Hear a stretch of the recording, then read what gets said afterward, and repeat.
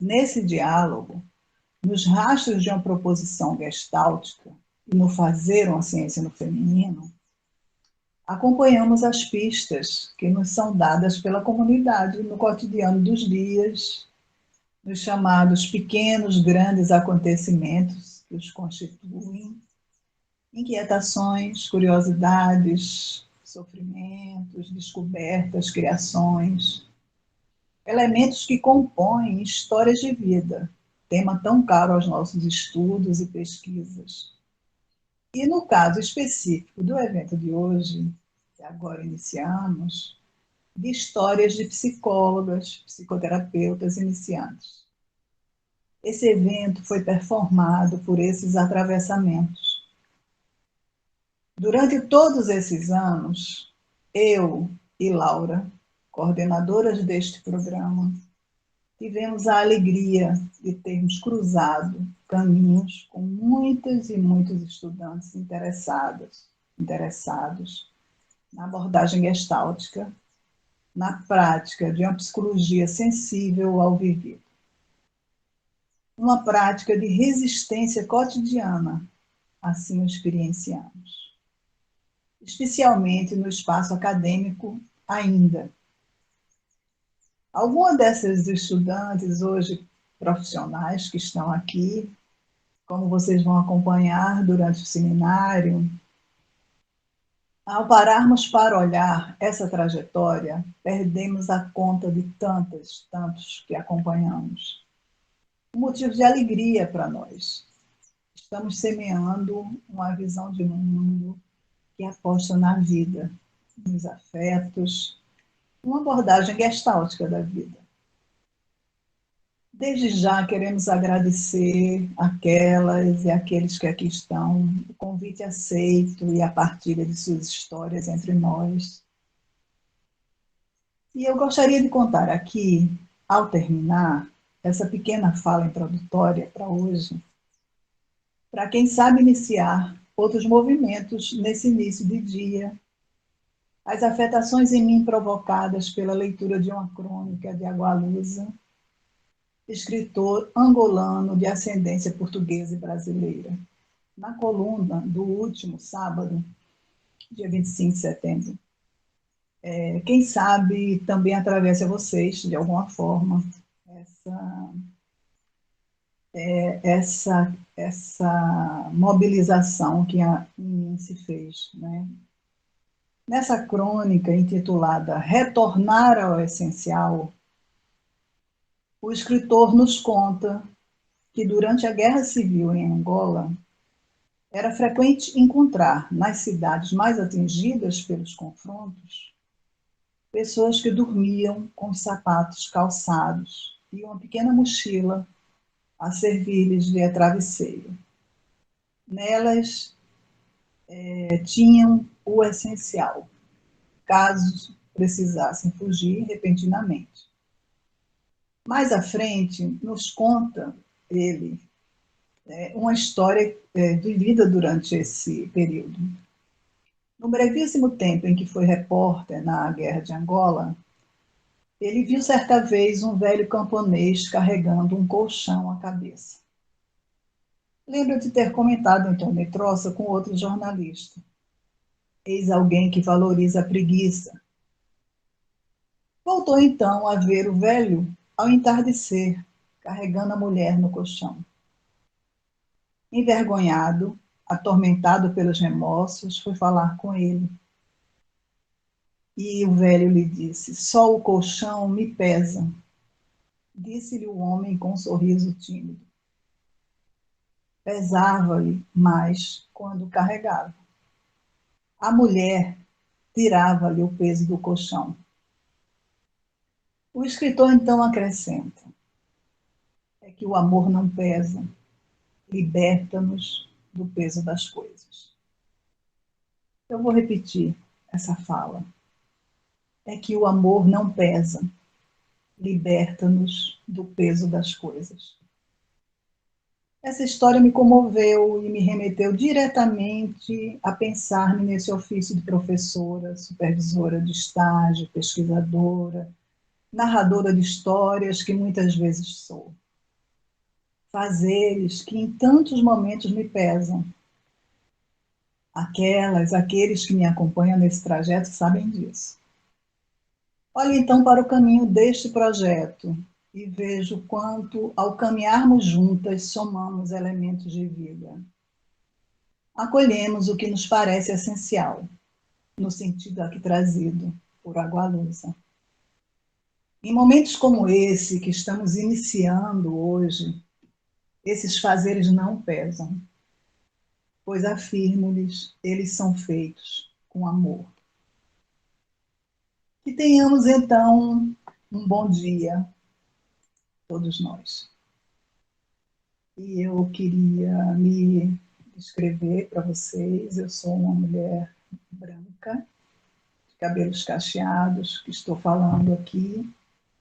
Estou com um vestido cor de vinho, com um colar com bolas vinho e cinza. Uso um óculos escuro, né, preto na sua armação, com a base da armação verde. Ao fundo eu tenho uma parede branca com pedaços de objetos do recinto, de folhagens e um quadrinho na parede que tem escrito Somos, Somos. E assim eu gostaria de passar a palavra para a coordenadora da primeira mesa de hoje, uma pessoa muito querida por nós, colaboradora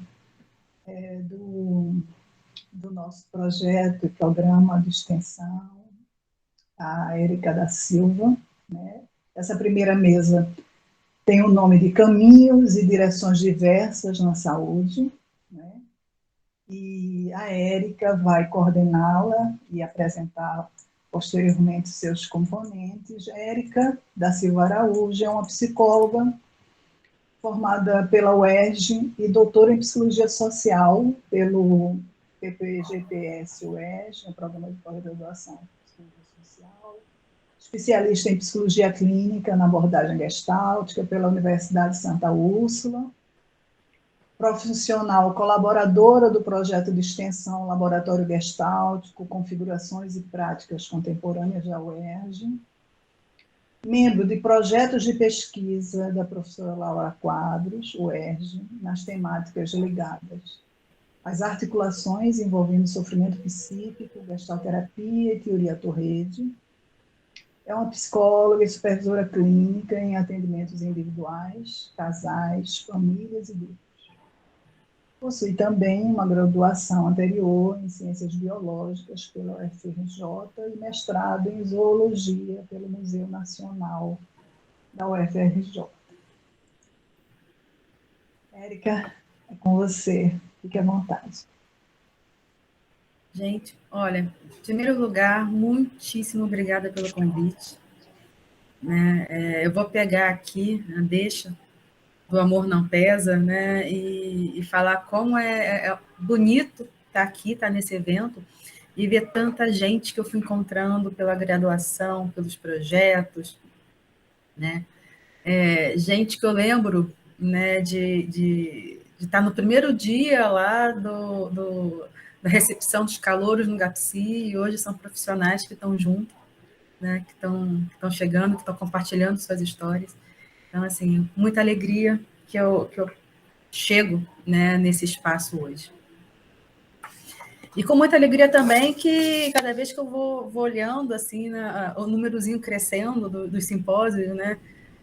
Eu não lembro se eu participei do primeiro ou do segundo, mas eu acho que eu estava praticamente todos ali, ou como aluna, ou como profissional colaboradora, ou como ouvinte, né? E sempre foram eventos que me acrescentaram bastante.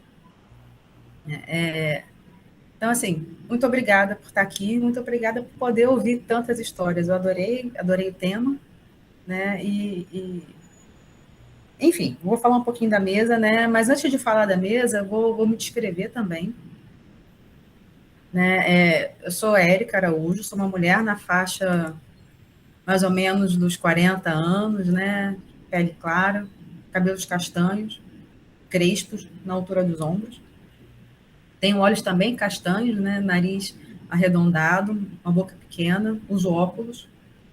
Eu prefiro os óculos mais leves, então esse meu óculos ele tem uma armação que na parte de cima é preta, mas embaixo ele não tem armação, ele é só com um fiozinho segurando. Visto uma blusa de algodão treponado, cor rosa pastel, sem gola. Tem uns botões de madeira pequenos na frente, na altura do colo. Ao fundo tem uma parede cinza e uma porta branca. Na porta branca não tem nada, mas na parede cinza tem uns quadros, né, em amarelo, vermelho, quadros pequenos. E novamente lembrando, né, que se alguém tiver dificuldade de audição ou preferir, pode acompanhar pelas legendas, né, no próprio Google Meet, tem essa opção.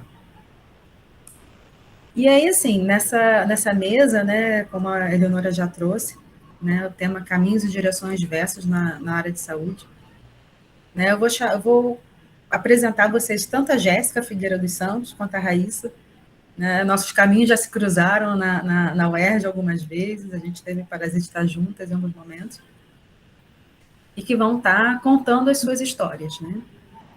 A Jéssica, ela é formada em Psicologia pela UERJ em 2018. Durante a graduação, ela participou de estágios e projetos de extensão na abordagem da Gestalt terapia. Trabalhou também com atendimentos clínicos a crianças com deficiência em centro de reabilitação e atualmente está no 2º ano de residência multiprofissional em oncologia no Instituto Nacional do Câncer, no INCA, atuando em enfermarias e ambulatórios. A Raíssa também vai compor essa mesa, ela é psicóloga, né, formada em 2020 pela Universidade do Estado do Rio de Janeiro, a UERJ. Atualmente realiza pós-graduação em saúde mental e atenção psicossocial. Ela atua na área clínica, com atendimentos online pela perspectiva da Gestalt terapia e na saúde pública pela Prefeitura de Duque de Caxias.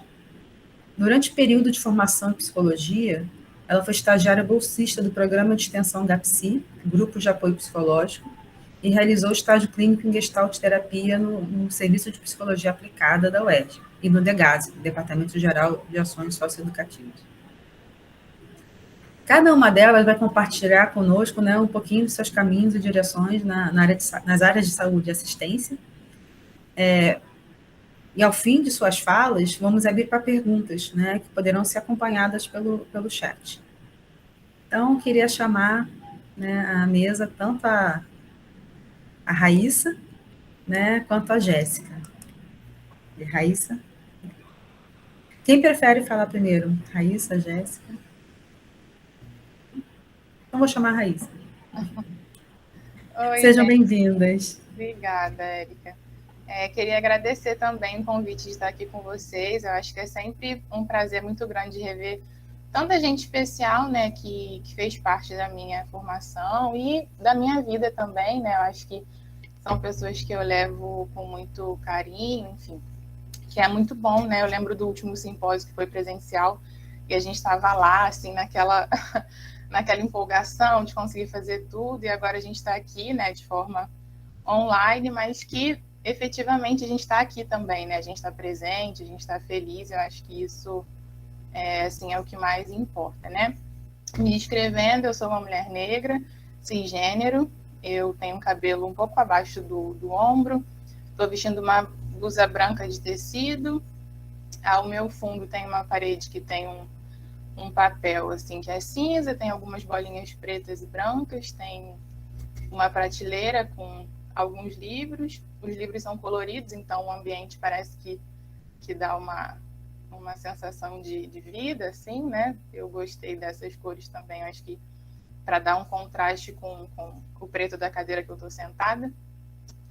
E, assim, eu acho que na descrição é basicamente isso, como a Érica falou, né? Espero que fique algo inclusivo, se alguém tiver alguma dúvida, só perguntar, né? Assim, contando um pouquinho da minha história, da minha trajetória, como você já bem disse, Érica, eu, né, fiz parte de projetos de extensão, né, projetos que conversavam com a abordagem gestáltica, e isso com certeza fez toda a diferença, assim, na minha trajetória acadêmica, né, uma coisa que eu falo, assim, para todo mundo. Eu fico pensando que se eu não tivesse tido essas experiências nos estágios, se eu não tivesse tido essa bagagem, né, em tudo que eu vivi, com certeza, eu acho que seria muito mais complicado, assim, o início da minha vida profissional, que já não é fácil, assim, né, já traz uma série de dificuldades. Eu acho que os meus colegas aqui também devem compartilhar um pouco desse sentimento, e que, assim, eu acho que a segurança que eu tive no começo veio muito das experiências de estágio que eu tive, né? Então, assim, no início da graduação, eu logo, acho que, assim, do quarto para o quinto período, eu já entrei para o GAPSI, assim, entre a transição num período de greve, né? Entre o terceiro, o quarto e o quinto período, que ficou uma coisa meio misturada, né? Eu entrei nessa época, assim, no GAPSI, foi logo no começo da faculdade, então isso, assim, me deu um chão muito bom, sabe? Eu fiquei 3 anos no GAPSI, 1 ano eu fiquei como estagiária não bolsista e 2 anos como estagiária bolsista. Então, estar em contato com os grupos, né?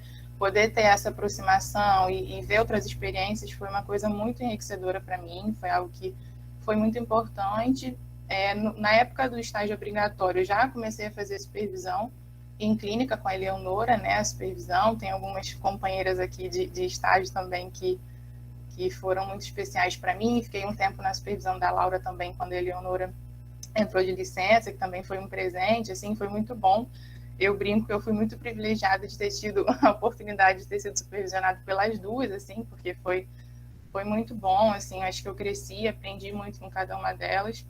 E eu vim muito dessa experiência com a Gestalt, né? Então, foi algo que eu me dediquei, assim, bastante durante a graduação, li, participei de evento, enfim. Estava muito envolvida com isso, com a questão do DEGASE também, foi um estágio do sistema socioeducativo, né, que também me marcou e me trouxe muitas experiências valiosas. E aí chegou o momento da minha formatura, né, da minha formação. Eu concluí o curso no final do ano, né, do ano passado, em 2020. Eu acho que eu sou a recém-formada mesmo daqui, né, eu me formei há pouco tempo. E, ao mesmo tempo, parece que tem muito tempo também que eu estou formada pelo tanto de coisa, eu acho que eu já vivi, assim. Na verdade, eu estou vivendo ainda surpresas muito positivas, porque eu não imaginava, assim, de uma forma tão rápida, já estar trabalhando, né, na área da psicologia, enfim, uma série de questões. Assim que eu me formei, dei entrada no CRP, eu comecei a atender de forma online, né, na clínica que eu estou atendendo ainda. Mas, assim, eu sempre tive muita vontade de estar na clínica, mas também sempre quis muito trabalhar na saúde pública. Sempre foi a minha vontade, assim, de conciliar esses dois espaços, né? E aí eu comecei a pesquisar, a procurar, de uma forma muito aleatória, assim, eu descobri que tinha um processo seletivo aqui para a prefeitura da minha cidade, de Duque de Caxias, e aí me inscrevi, participei das etapas. Ao mesmo tempo que foi uma coisa muito rápida, o processo assim, seletivo demorou, então tinha muita etapa, tinha que ir para entrevista, conversar, enfim.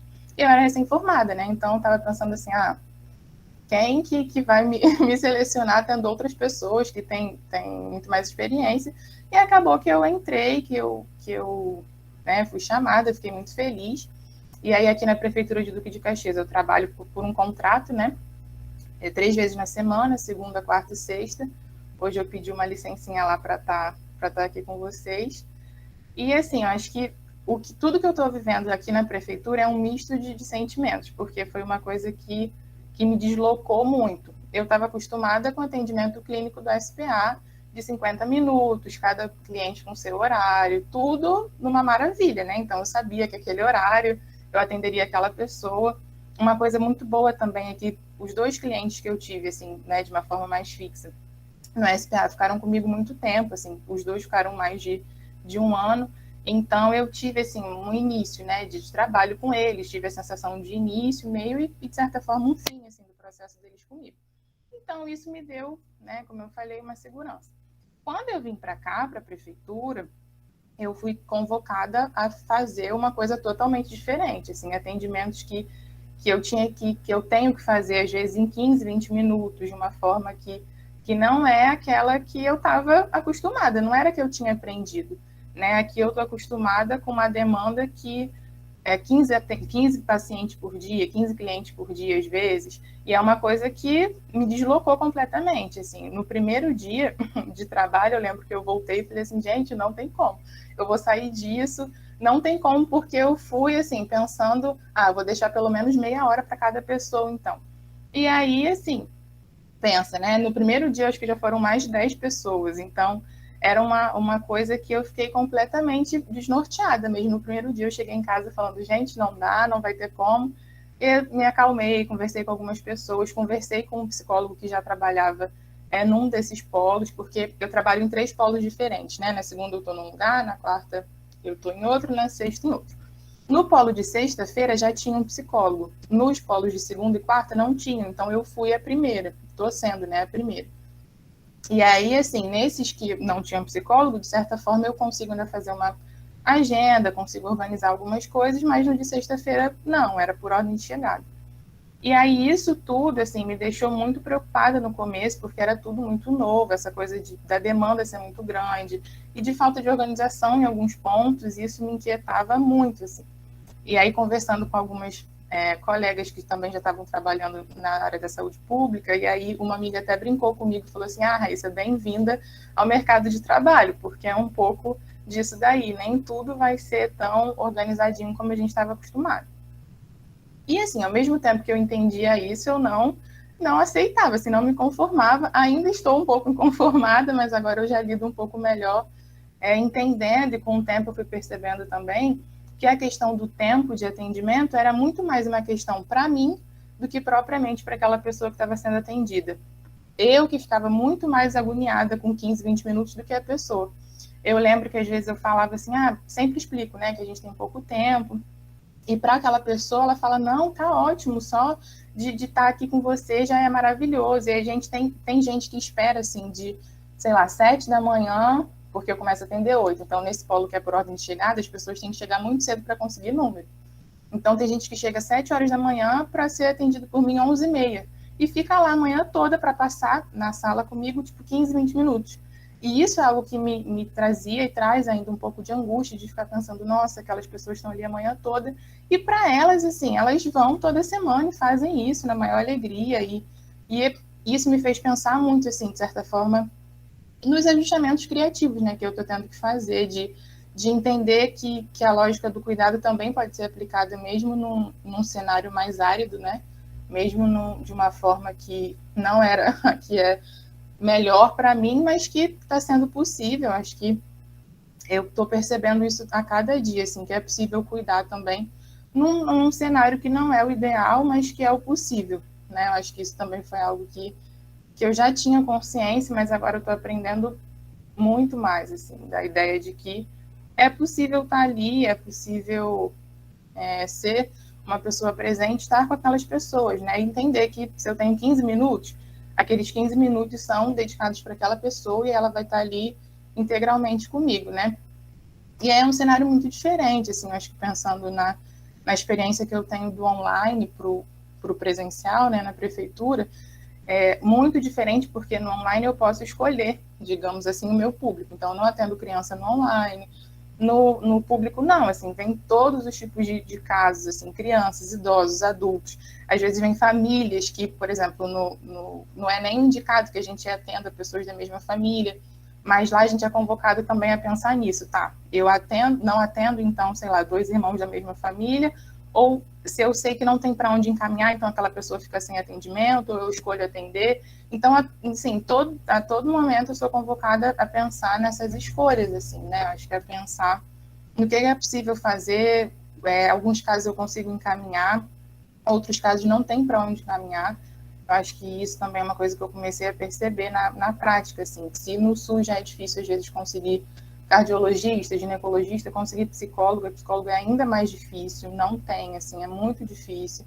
Quando tem, assim, às vezes o profissional está um dia só, ou duas vezes só na semana naquele lugar, e a demanda é muito grande, então, assim, é um momento é uma fase na minha vida, assim, de muita reflexão, sabe? De pensar qual é o meu papel ali. E já me questionei muito, assim, algo que eu estava trabalhando e estou ainda até na minha terapia pessoal, assim, de sempre estar, meu Deus, mas como que pode? Eu não me conformo com isso, como assim? E aí algo de entender que aquilo ali é o possível, que está sendo útil para aquelas pessoas, né? Que está sendo uma experiência boa para elas também. apesar de todos esses outros atravessamentos. Então, acho que pensar um pouco nisso, né? Pensar nessa lógica de estar ali com aquelas pessoas e de fazer o meu possível tem sido, acho que, uma descoberta bem interessante. Assim. Não vou dizer que está sendo fácil, né? Não é fácil. Acho que ouvir histórias muito difíceis, ver, de certa forma, a minha limitação também, porque tem coisa que não está nem no campo da psicologia, está no campo da desigualdade social, está no campo do racismo, está no campo da falta de dinheiro mesmo, da falta de acesso à educação, mas que, e aí eu tenho trabalhado isso em mim também, que eu não posso resolver tudo, né? Não tem como eu salvar todas essas histórias, mas dentro do que é possível para mim, o que eu posso fazer?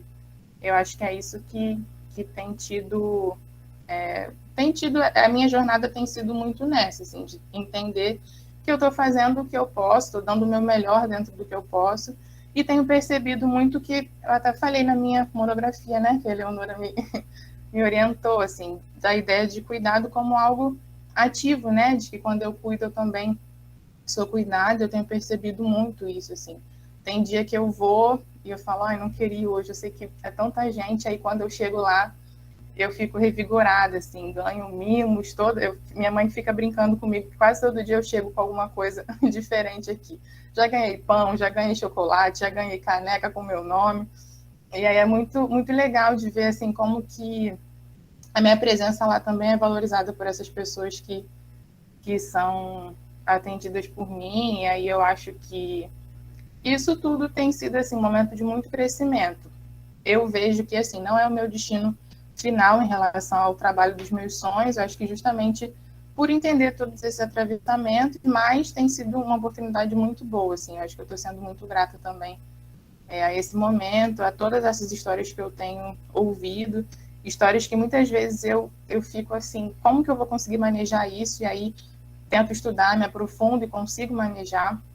Eu acho que esse desafio também de atender muitas demandas diferentes está contribuindo muito para o meu crescimento profissional também, né? Eu acho que eu não estou restrita a um público só nesse momento, eu estou ouvindo muita coisa, eu acho que isso também é algo que tem me ajudado, eu acho que não só como profissional ali, né, mas como ser humano também, de entender que cada pessoa tem uma história, né, entender todas essas outras narrativas que vão compondo a nossa vida, né, eu acho que e tudo isso tem sido uma experiência muito boa, assim, me enriquecendo muito, e volto a dizer, assim, foi muito importante, eu acho que eu ter passado por estágios tão bons, assim, porque eu não sei mesmo como estaria sendo possível manejar e ter segurança mesmo no meu trabalho sem ter tido essa base, assim. Com certeza, ter tido uma base antes fez toda a diferença. Eu acho que, assim, quem é aluno aqui, que está ouvindo, gente, aproveitem, fiquem atrás do professor, vão perguntar, entrem em estágio que vocês puderem, porque isso faz muita diferença, eu acho que é a nossa experiência, assim, eu era recém-formada, entrei e nunca tinha trabalhado, então estava convivendo com pessoas que, né, assim, os nutricionistas, fisioterapeutas que já estavam trabalhando há muito tempo, e eu super nova, chegando lá, acho que nova na idade, né, eu tenho 25 anos, nova também ali, mas que eu estou conseguindo, que eu estou ali, que eu estou tendo meu trabalho reconhecido também, eu acho que é muito legal de perceber, né? Enfim, eu acho que é um pouco disso, eu acho que no geral está sendo uma experiência muito boa e que fica muito de ensino, assim, de aprendizado para mim, que é possível cuidar mesmo em cenários adversos, né? Que é possível estar ali exercendo a lógica do cuidado no que é possível, no cotidiano, mesmo nos 15, 20 minutos que para mim são tão poucos, mas para aquelas pessoas são tanta coisa, né? E eu acho que é isso. Se alguém tiver alguma dúvida, pode me perguntar. Raíssa, eu fiquei te ouvindo falar, né? Algumas palavras foram brotando aqui na minha mente, né? Primeira coisa que me chamou a atenção foi quando você traz, né, essa dimensão do estou formada há pouco tempo, mas não me sinto como se fosse. Acho que é algo que passou muito, assim, também atravessou a minha realidade em muitos momentos, que é quanto a essa experiência, né, de estágio, a experiência de engajamento ao longo do curso, né, e dentro do que você imagina do que vai ser a sua prática, ou gostaria que fosse a sua prática, quanto que ela conta realmente, né? É algo que sempre me passa. Às vezes, quando penso assim, nossa, quanto tempo eu tenho de trabalho, me vem esse tempo anterior à graduação, que eu acho que ele é muito importante nesse sentido. E aí, assim, algumas coisas eu fiquei percebendo. A primeira foi essa percepção do estágio de tempo de formada, né? A segunda coisa me veio na dimensão da o que é expectativa, o que é realidade e o que se faz com isso tudo, né? A partir de uma ética, de um cuidado. Então, assim, a primeira expectativa é essa: nossa, um concurso público, eu sou recém-formada, né? Será que não vai dar, não vou entrar e tal, né? Pô, não tenho, acabei de terminar da graduação, sair da graduação, de repente você está lá. Aí, de repente você está tendo que lidar assim, com esses contrastes, né? Me chamou também, assim, isso, né? Assim, como é que é entrar num concurso, num tempo que talvez você não esperasse fosse entrar, né?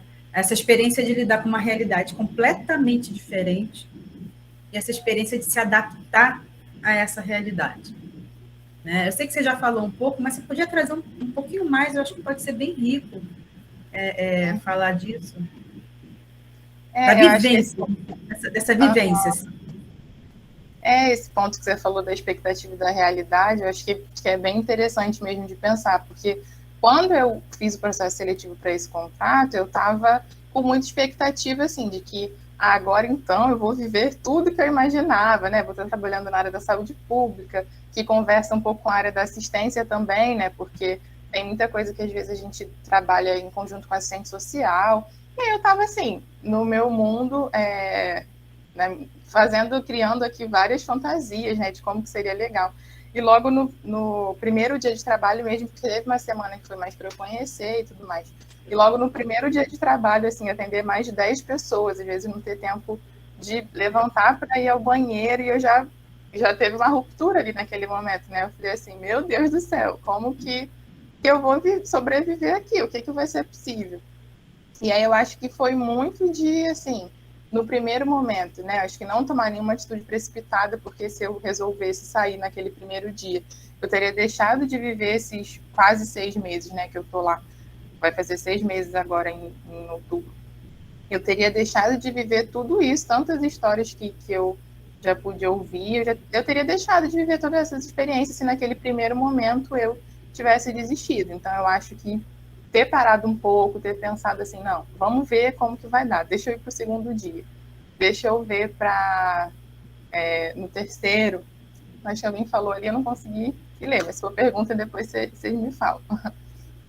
E aí eu acho que ter, assim, tido essa experiência dessa ruptura mesmo, dessa quebra de expectativa, é algo que eu estava aprendendo e estou aprendendo ainda. Eu acho que todo dia é uma convocação para isso, e que me chamou muito não só para a vida profissional, acho que de pensar de um modo geral, né, já que a gente está aqui no ambiente de psicologia, como que isso atravessa a nossa vida, né, como que a gente lida com quebra de expectativa de um modo geral.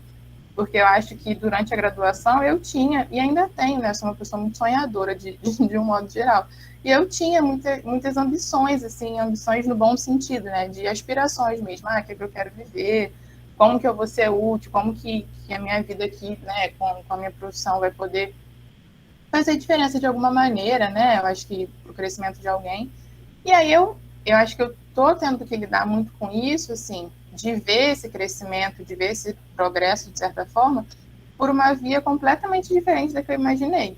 E aí eu estou percebendo também que é possível caminhar e é possível você trilhar uma jornada diferente da que você imaginou e ainda assim ela ser boa. Né? Eu acho que isso também é algo que eu tenho aprendido muito e que está muito parte assim, da minha vivência. De ver que mesmo não sendo aquilo tudo que eu imaginei, que maravilha, no meu imaginário, está sendo uma experiência muito boa também. Eu acho que isso está me ensinando como que é diferente, como que é realmente um lugar de deslocamento, mas como que está sendo muito benéfico, sabe? Não só para aquelas pessoas, mas para mim também.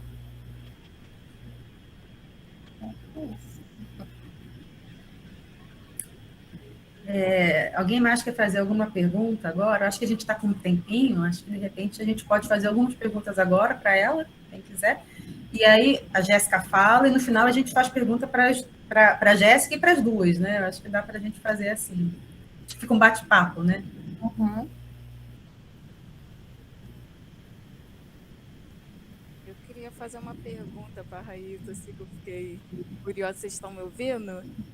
Tô. Então, Fiquei curiosa, assim, da diferença que ela falou do tempo, né? A gente, quando fica no SPA, tem 1 hora e ali a gente consegue ter assim, mais característica do usuário, né? O corpo, a gente consegue, e aí ele vai falando e no final ele solta, né? As coisas importantes dele. Eu fiquei imaginando, Raíssa, 15, 20 minutos, assim.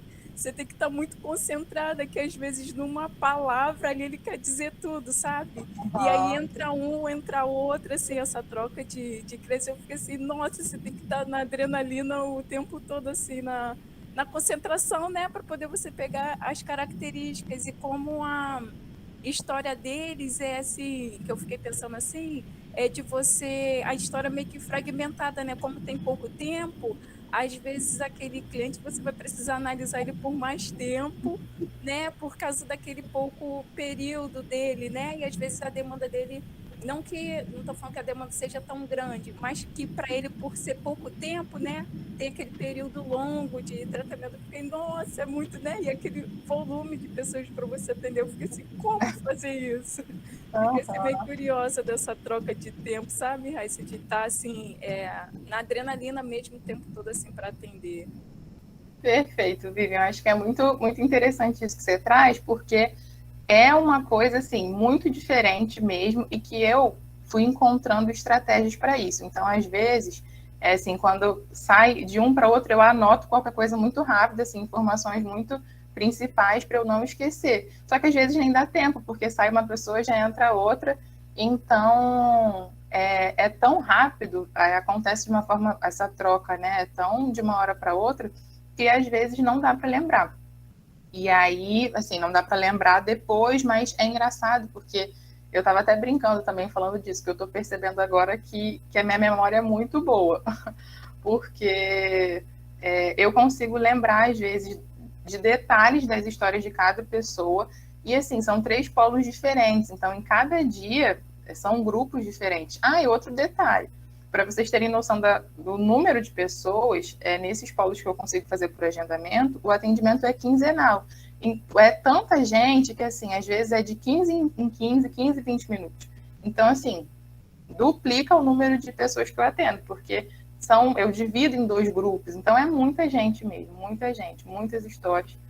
E aí, assim, eu consigo muitas vezes lembrar até do nome, assim, de cada pessoa nesse polo que não é por agendamento, né, que é por ordem de chegada. Eu fico brincando que só depois da terceira vez é que eu lembro o nome da pessoa. E aí eu consigo lembrar, assim, de muita coisa, porque é isso, né, eu tento anotar. Mas eles mesmos, né, às vezes eles brincam, assim. Eu tenho um cliente, por exemplo, que fala, hoje eu vou falar de tal coisa aqui, na outra vez eu falo de outro assunto. Eles acabam realmente dividindo, assim, né, cada dia uma temática, que é muito, muito pouco tempo mesmo, mas que eles e eu também, a gente vai se organizando aí nessa coisa do tempo, mas é um desafio. É um desafio, Vivian, não é fácil. A Eleonora e a Laura têm perguntas? Desculpa, Raíssa, acho que eu te interrompi. Não, nada, já estava acabando mesmo. A Eleonora e a Laura têm perguntas. Como a Laura falou que era sobre o tempo, eu vou pedir para a Laura perguntar primeiro, que aí a gente já emenda no assunto, né? E aí a Eleonora quer saber sobre espaços para acolhimentos em grupos. Uhum. Tá bom? Tá. Então, bom dia, pessoal. Eu queria fazer um comentário, né, sobre o que a Raíssa colocou, que eu acho que é uma temática que vale outro seminário, né? Essas condições, né, de trabalho. E a importância desse movimento, né, de você criar espaços, né, e lidar com o possível, né, que é o que a Raíssa colocou, né? Então ela vem o SPA, né, o trabalho, né, a proposta do SPA é de formação, né? Então, como uma proposta de formação, esse atendimento ele vai lá durar 50 minutos, né? Porque é o tempo do aprendizado também. Enfim, é uma clínica respeitosa ali também, né? E aí você vai para um espaço público, né, em que tem uma demanda assim enfim, né, de sequência, uma coisa da outra, e você tem que readaptar o tempo, né? E é importante isso que você coloca, né, de fazer o possível em nome de uma ética do cuidado, tá? Mas não que isso seja a forma, né? Acho que nós, enquanto categoria, precisamos debater isso, né? E obviamente aquele tempo ele tem uma ocupação, né? Que é isso, assim. Você também falou, né? Às vezes o tempo era mais uma questão minha do que uma questão do cliente, né? Para o cliente, né? Mas assim, será que nesse espaço onde não havia uma oferta de cuidado, né? Ofertar esse cuidado já é alguma coisa, mas a importância da gente também ter uma crítica em relação a isso, não para definir tempos, né? Mas para pensar no tempo como um ator, né, que colabore com o processo, né, que vem ali ser experimentado a serviço do processo, né? Então, eu acho importante, né, a gente poder também pensar nisso, né? Mas eu achei muito bonito, né, assim, comovente mesmo para mim, né, esse teu embate, né? E você encontrar a maneira de lidar com isso, inclusive com as próprias sugestões do paciente, né? Acho bacana. Parabéns, Raíssa. Obrigada, Laura. Eu acho que essa postura crítica, inclusive, já foi um motivo de embate mesmo, assim, entre mim e alguns coordenadores, né? Porque também tem isso. Alguns coordenadores são muito bons de se lidar, assim, são pessoas que também falam, nossa, eu também acho, Raíssa, é muito pouco tempo. E tem outros coordenadores que não, já ouvi isso do trabalho. Para esse povo aí, qualquer coisa importa, faz qualquer coisa, você vai ouvir uma história. E ouvir isso também, assim, eu lembro, assim, do dia que eu ouvi isso, eu fiquei muito inconformada, e foi um dia que me deu vontade de pegar minhas coisas e ir embora, e ao mesmo tempo eu falei, não, as pessoas estão ali me esperando, o pessoal não tem culpa dessa pessoa estar falando isso, mas que tem muita gente que tem essa ideia também, tipo, é público, quer escolher, vai pagar, como se o público fosse uma esmola, né, sendo que é um direito, né, eles têm direito a isso. Mas já ouvi também, por exemplo, isso de coordenador, faz qualquer coisa aí, não tem problema não, como se, né, você pudesse oferecer qualquer coisa. E eu acho que tá lá e ser, de certa forma, uma resistência a essa coisa do tempo e falar, tipo, não, menos do que isso não dá, menos do que 15, 20 não dá, é impossível, não tem como, porque a pessoa não vai sentar e levantar e tchau, né? E também assim, é uma coisa de muito conflito às vezes, mas disso, né, de pensar assim, tá, dentro desse cenário, assim, acho que, e querendo ou não, acho que as pessoas também acabam, né, e aí é uma coisa até triste, porque, por exemplo, pensando na lógica médica, tem muita gente que está acostumada mesmo a sentar, pegar uma receita. Eu atendo muitas pessoas que já têm diagnóstico, que já fazem acompanhamento psiquiátrico, e às vezes a pessoa fala, não, aqui você me ouve, eu sei que você está prestando atenção em mim mesmo. Lá no psiquiatra, ele só me dá receita, ele não sabe nem meu nome, nem fala comigo. É só para atualizar e pronto. E aí, como que eu fico, isso também me toca, eu fico pensando, não, mas aqui pelo menos, mesmo que seja 20 minutos, 15 minutos, eu de fato estou ali ouvindo essa pessoa. Só que é isso, é sempre um conflito mesmo de estou fazendo o possível, estou tentando dar o meu melhor, mas nossa, isso é horrível, isso está super errado, precisa tudo mudar. E aí eu acho que tá um pouco nessa corda bamba aí, né, de fazer o que é possível mesmo. Mas de fato não é nada simples, assim, é algo que convoca mesmo para um lugar até de resistência, né, de afirmação enquanto profissional, do que se entende por psicologia, né, porque, por exemplo, essa pessoa que falou, você faz qualquer coisa, ela não entende qual é o papel da psicologia. Para ela é só ouvir conversa fiada nas palavras dela e mandar a pessoa embora, né, como se a escuta fosse isso, né.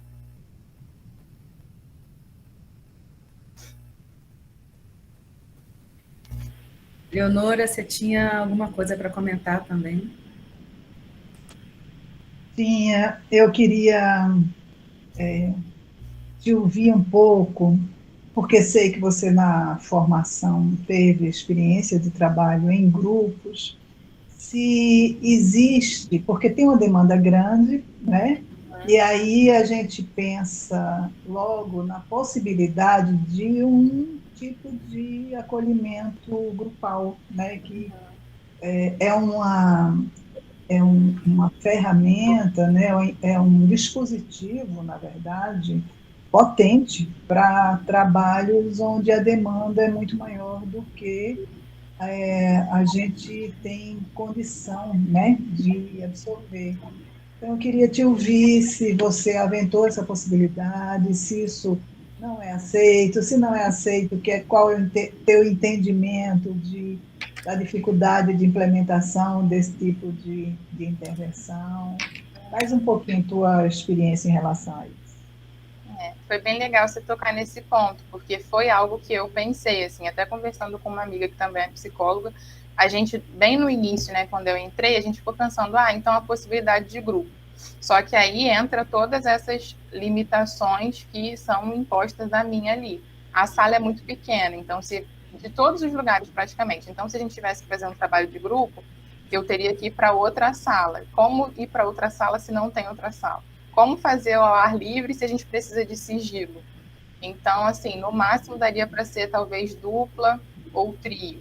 Mas aí é muito de implementar talvez um trabalho novo que eu dependo da aprovação da coordenação, que também acha que não tem que ser assim, porque a questão é números, né? Tudo é isso. Você tem que ter números de pessoas. Então, mesmo que você atenda em 10 minutos, você tem que ter números ali para mostrar para o chefe que você está fazendo aquele trabalho. Então, tem todas essas limitações de espaço físico e da falta de abertura, eu acho que de flexibilização desses superiores, digamos assim, para um trabalho de grupo, mas que não é algo que eu desisti, assim, completamente, não é algo. E eu fico vendo, assim, tem até casos que são bem parecidos, né, no sentido de temas, e eu fico pensando, poxa, seria tão legal, eu acho que seria tão legal a pessoa ver que não tá, que aquele sentimento não é só dela, né? Muita gente às vezes me fala, eu penso que só eu que estou vivendo isso. Tem mais gente aí que passa por isso? Eu falo, se tem, né? Tem muita gente. Eu fico pensando que talvez tenha uma dificuldade, né, de entendimento do trabalho de grupo, e talvez, estou aqui viajando, tá, Raíssa? Fazer grupos temáticos, né? Pode ser interessante, porque com o tempo de experiência, você já tem um mapeamento de demandas, e aí eu acho que pode ser muito enriquecedor nesse sentido que você fala, né? De poder partilhar experiências e se sentir acompanhado, né? Nessas formas de experiências de vida e de ouvir outras histórias, outras elaborações, isso é muito enriquecedor, né? Sim. Eu tenho uma outra questão, mas eu preferia, Érica, deixar para o final, porque eu quero ouvir das duas, então eu no final vou colocar. Obrigada. Nada, Eleonora, eu também tenho mais questões, mas eu também vou deixar. Laura, você postou aqui também uma questão, você quer falar um pouquinho? Não, é só um comentário, né? Acho que agora é o momento aí da gente ouvir um pouquinho a Jéssica e depois a gente bota tudo na roda e faz um tudão. Tudão, pois eu estou anotando também algumas coisas mais para o final. Então, Jéssica, seja bem-vinda novamente, né? Eu gostaria que você falasse um pouquinho, então, conta para a gente a sua história. Bom dia, gente. É um prazer, assim, estar aqui nesse evento, que eu já fui estagiária, que eu já participei, assim, poder, né, rever tantas pessoas especiais, estar nessa mesa com a Raíssa, com a Érica, assim, que também fizeram parte dessa minha história, né? Então, assim, confesso que é um momento muito especial, assim, né, desse meu caminhar. A minha descrição, né, eu sou uma mulher branca, de cabelo na altura do ombro, ondulados e escuros, e eu tô com uma blusa branca, né, até o punho, e eu tô num fundo branco também. E para me ajudar, assim, né, nessa minha fala, eu fiz um slide, aí eu vou compartilhar com vocês.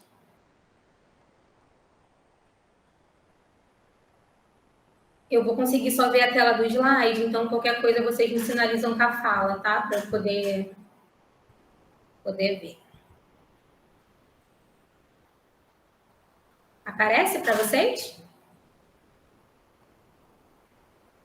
Aparece. Sim, Raíssa. Sim, está aparecendo.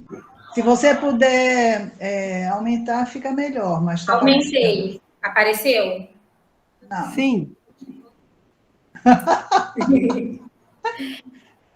Agora. Agora? Então, vou contar um pouquinho para vocês, né, os caminhos por onde eu andei, assim, né. Brevemente, eu vou falar um pouco da graduação, os meus primeiros passos, né. Eu fiz estágio, né, no SPA, em Gestalt Terapia com adultos, né, atendendo aí nesse modelo que vocês falaram um pouco, né, com 50 minutos, tendo uma supervisão com a Eleonora, tendo um grupo, né, de estagiários que era muito potente, assim. Foi um estágio, assim, que além de sustentar o trabalho, acho que era um pouco um sustentar, assim, do nosso emocional, assim, né, assim, a gente tinha muita troca. E eu também, né, como eu comecei falando, fiz parte, né, do GAPSI. Eu fiquei por bastante tempo, né, tanto no estágio quanto no GAPSI. Como todos sabem, né, a gente consegue puxar 2 números de estágios por período, mas estágio de Gestalt terapia eu puxei 1 por período para ficar o mais tempo possível. Eu também fiz um estágio, né, com famílias em situações de violência e um projeto de extensão Rede da Maré, com a professora Rosana Rapizo. Nesse estágio, a gente atendia as famílias mesmo, né? E o projeto de extensão era um grupo de conversa com jovens dançarinos, né, da Rede da Maré, assim, para entender um pouco as questões deles. Era um projeto também bem bacana. E o GAPSI também é um trabalho em grupo, né, com os alunos, né, da UERJ. E aí eu destaco muito a reta final da minha graduação, né, que vai explicar um pouco, né, do lugar que eu estou hoje. Como vocês puderam perceber, eu não fiz estágio, né, em psicologia hospitalar durante a graduação, porque esse meu interesse surgiu justamente bem na reta final, assim, da faculdade. Eu já estava concluindo todos os meus estágios, né, já estava ali entrando na época da monografia, e esse interesse, né, pela área da oncologia surgiu de uma experiência pessoal. Eu tenho uma grande amiga que faz tratamento, né, oncológico, e eu acompanhei ela em algumas consultas, né, em alguns tratamentos, e começou a me gerar uma inquietação, né? Qual o papel da psicologia, né, dentro dessa área, né? O que a psicologia contribui? E aí eu né, com a orientação também da Eleonora na monografia, decidi falar, né, sobre o diagnóstico de câncer, né, e suas formas de enfrentamento como ajustamentos criativos, me baseando muito na teoria, porque, né, até esse momento eu não tinha, né, uma experiência, né, prática, mas foi um trabalho muito enriquecedor, assim, que até hoje, assim, eu revisito, né, na minha atuação no INCA, né, hoje, assim, que me dá muita base teórica para o meu trabalho também, né, e também para essa atuação em Gestalt terapia, né, que mais à frente eu vou explicar, né, que no hospital, né, a gente não tem, né, uma base tão forte assim na supervisão, no acompanhamento como era na faculdade. Então, acho que esse trabalho, né, juntando essas duas coisas que eu tanto gosto, né, que é a Gestalt terapia e a oncologia, ele sustenta muito minha prática até hoje, assim. E aí, né, no final da graduação, surgem os medos, né, em ser finalmente uma profissional, né, que é algo tão desejado desde o primeiro período, né, mas também a responsabilidade, né, de que agora eu vou ser uma profissional, eu respondo por mim, né. Não vai ter a supervisão tão próxima, eu não vou ser mais aluno ou estagiário, né, do SPA, as coisas vão ficar um pouco mais sérias, né? E aí surgem essas questões, né? E o que vai ser, né, desse futuro? Será que eu vou arrumar emprego? Né? Depois da graduação eu vou ser desempregado, né? Não vou ser mais estudante? Como é que vai ser esse caminho? E aí surgiram essas muitas questões, né, esses questionamentos.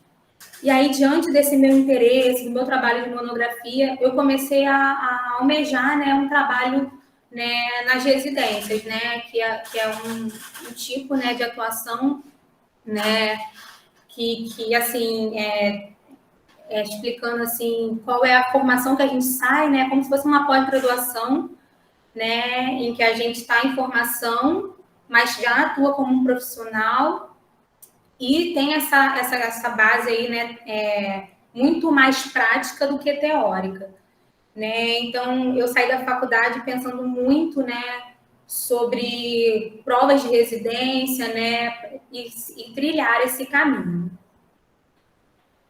E aí, né, as coisas, né, como a Raíssa falou bastante, assim, a expectativa e a realidade. Eu terminei a graduação na metade de 2018, e no final do ano eu tentei, né, as provas de residência, estudei bastante, mas nesse primeiro ano eu não consegui a aprovação, assim. Fiquei bem próxima, mas não consegui a aprovação. E aí eu comecei a atuar no consultório, né, depois que eu tirei, né, o meu registro. E uma coisa assim, né, vai ter a mesa, né, falando da clínica, mas eu acho que uma coisa que me ajudou muito, né, eu faço consultório ainda, né, bem pouco, mas eu ainda faço, né, nesse caminhar no consultório são as redes, né, que você faz ao longo aí da graduação, né, os colegas de estágio, né, os professores, eu acho que essa rede dá uma base para esse começo, assim, que é muito importante, né, no consultório. E aí, no meio, né, desse percurso, aí eu fui surpreendida, né, eu fui contratada também, assim como a Raíssa, né, eu fui para entrevista nesse Centro de Orientação e Reabilitação, né, que fica em Auma, nenhuma experiência na área de trabalhar com crianças com deficiência, assim, e eu fui porque estava, né, recém-formada, né, ali experimentando tudo, e aí eu fui contratada, né, para atuar nesse centro, né, atendimentos em grupo com muitas crianças, né, também individual, e eu senti também muito essa questão que a Raíssa está trazendo, assim, né, do pouco tempo, de um trabalho que não é o que a gente vem sendo acostumada, né, na graduação, mas, assim, mesmo diante desse trabalho, né, das reinvenções, dos ajustamentos criativos, o desejo, né, pela residência estava lá no meu coração ainda. E aí eu tentei de novo, né, no final de 2019, e nesse final, né, nessa segunda tentativa, eu foquei muito na residência do INCA. No início, assim, eu foquei em outras que tinham mais vagas, pelo medo mesmo, assim, né, de que, acho que não, tem pouca vaga, é muito concorrido o INCA, acho que não vai dar para mim. Mas nesse segundo ano eu tentei focar, né, nesse meu objetivo principal, que era, né, trabalhar com oncologia, que era trabalhar com pacientes com câncer. E aí, né, finalmente, né, veio a aprovação. Eu entrei no INCA em março de 2020, no ano passado. E eu vou contar um pouco, então, né, mais detalhes, assim, essa minha atuação no INCA, assim, né. A residência é dividida em 2 anos, né, e aí eu vou contar um pouco como é que funciona no INCA, né? Cada instituto, cada residência tem um pouco a sua forma particular de funcionar. O INCA, ele tem uma base teórica muito grande, assim, a gente tem muitas aulas, né? Tanto só da psicologia, né? Nós somos em 4 da minha turma, como também a da turma multidisciplinar, né? Que são todas as profissões que entraram no mesmo ano que eu. Né, fisioterapeutas, farmacêuticos, enfermeiros, físicos médicos, nutricionistas, e a gente tem aulas juntos, né, e também, né, a nossa atuação, né, no campo também acontece junto. E nesse primeiro ano, o funcionamento da psicologia em específico, a gente passa por várias áreas do INCA, né, para quem não conhece, né, o Instituto Nacional do Câncer, não é um único hospital, são 4 hospitais, né, em estruturas, né, físicas diferentes. Tem o HC1, que fica ali na Praça da Cruz Vermelha, que tem muitas especialidades clínicas, né, Então, cada andar é um hospital diferente. Tem o andar da pediatria, tem o andar da cabeça e pescoço, enfim, tem muitas clínicas dentro do HC1. Também é onde fazem a radioterapia de todos os INCAs. O HC2, ele fica com a clínica de ginecologia e do toque, né, que são o tecido ósseo conectivo, né, cânceres de braço, de perna, de pele. O HC3, o HC2 fica perto da rodoviária, Novo Rio. O HC3 fica em Vila Isabel, e trata exclusivamente câncer de mama. E o HC4, que fica ao lado também do HC3, em Vila Isabel, ele trata cuidados paliativos exclusivos. E no primeiro ano de psicologia, a gente vai passando por diferentes clínicas. Eu entro na residência junto com a pandemia, né? Eu brinco que eu não sei o que é trabalhar em um hospital sem ser num período de pandemia. Então, teve que ser feitos muitos ajustes. As aulas, né, que eu contei um pouco, que eram online, eram presenciais, passaram-se todas a ser online. Nesse primeiro ano, a gente faz um rodízio, né? A gente vai passando de tempo em tempo, a gente fica em uma clínica diferente. E nesse ano de pandemia, muitas psicólogas, muitos profissionais tiveram que sair, né, do campo por ter comorbidade, por alguma outra questão que não atuaram durante a pandemia. Então, muitos campos também fecharam, porque isso é uma questão, né, lá do INCA, assim, a gente tem um grupo de psicólogo muito reduzido, e o residente só pode estar numa clínica que tem um preceptor, que a gente chama, né, que é um supervisor do campo. E aí, nesse meu primeiro ano, eu tive a oportunidade de 3 rodízios, né? Normalmente são 4, mas nesse ano de pandemia foram 3, em 3 meses em cada hospital.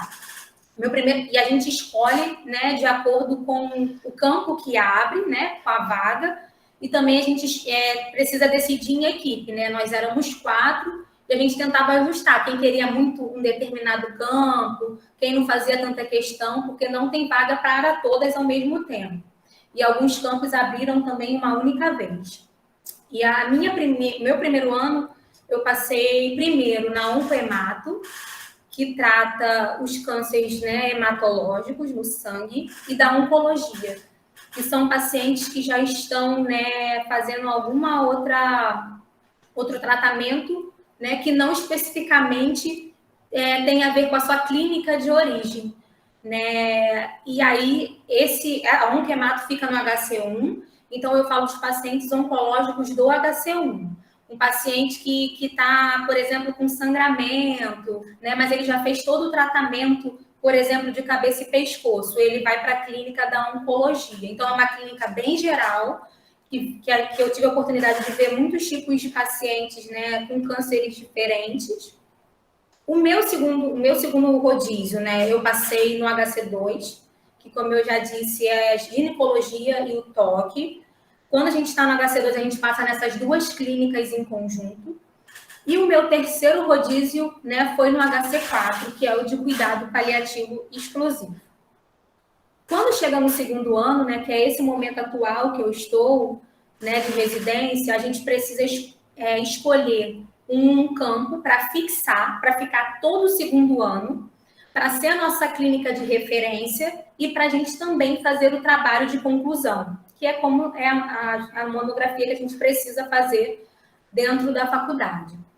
E aí eu escolhi ficar no HC2, né, que é a clínica da ginecologia e do toque, por uma identificação mesmo, assim. É um hospital com uma clínica bem difícil, né?